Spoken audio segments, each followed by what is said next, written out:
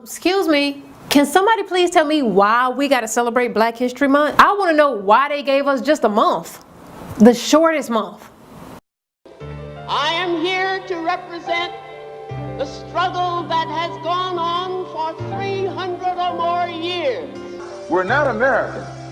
We are people who formerly were Africans who were kidnapped and brought to America. And I knew that I could never again raise my voice against the violence of the oppressed in the ghetto without having first spoken clearly to the greatest purveyor of violence in the world today, my own government. It's a common misconception that Europeans gave us Black History Month. In actuality, it spawned from Dr. Carter G. Woodson. He was a visionary who believed history should be used as a source of motivation and a weapon against misinformation and the intellectual warfare against Black people in the diaspora. So he began developing the concept of Black History Week. Yes, that's where it started. And this concept came to life in February of 1926 and later turned into Black History Month. He chose the month of February because this is the month Frederick Douglass and Abraham Lincoln was born. He acknowledged Lincoln for signing the Emancipation Proclamation, and naturally he believed Frederick Douglass was an example of determination for all Black people. Woodson was a dedicated scholar, a passionate writer whose pen stayed in constant motion, who was constantly teaching and documenting, all for the advancement of Black people. Dr. Woodson was the founder and publisher of the Journal of Negro History. He was a regular columnist for Marcus Garvey's weekly journal, Negro World. In 1915, he founded the Association for the Study of African American Life and History. In 1920, he founded the oldest operating African American book publishing company, Associated Publishers, and he wrote over 20 books.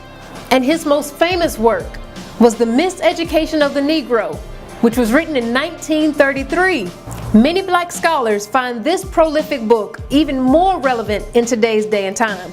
But just as important as who fought for Black history is why.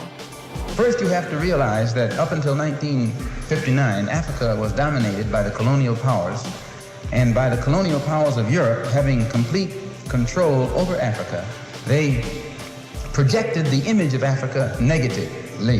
They projected Africa always in a negative light. Jungles, savages, cannibals, nothing civilized. And naturally it was so negative until it was negative to you and me. And you and I began to hate it. We didn't want anybody to tell us anything about Africa, and much less call us an African. And in hating Africa and hating the African, we ended up even hating ourselves without even realizing it. Because you can't hate the roots of a tree and not hate the tree. You can't hate your origin and not end up hating yourself. May I say something to you to give you a true knowledge of yourself and life, so that the same glory and success attained by other men who understand themselves may be yours? Man in the full knowledge of himself is a superb and supreme creature of creation.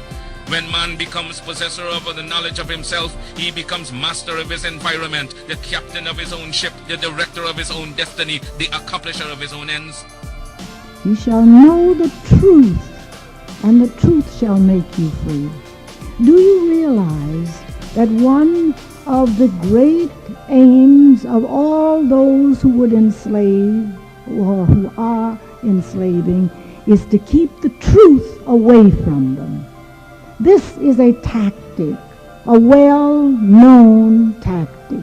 Keep the truth out. Don't let the people know. Much like these other great leaders, Dr. Woodson, having obtained his PhD from Harvard and being a professor at Howard University, saw firsthand how African American contributions were constantly overlooked, ignored, and suppressed by the writers of the textbooks and the teachers. And with Woodson coming from the world of academia, he was also very critical of how the institution of higher learning dealt with Black people.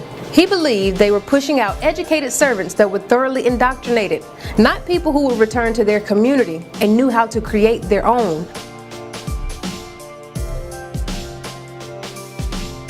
But instead, producing individuals that would depend on the same people that subjugated them.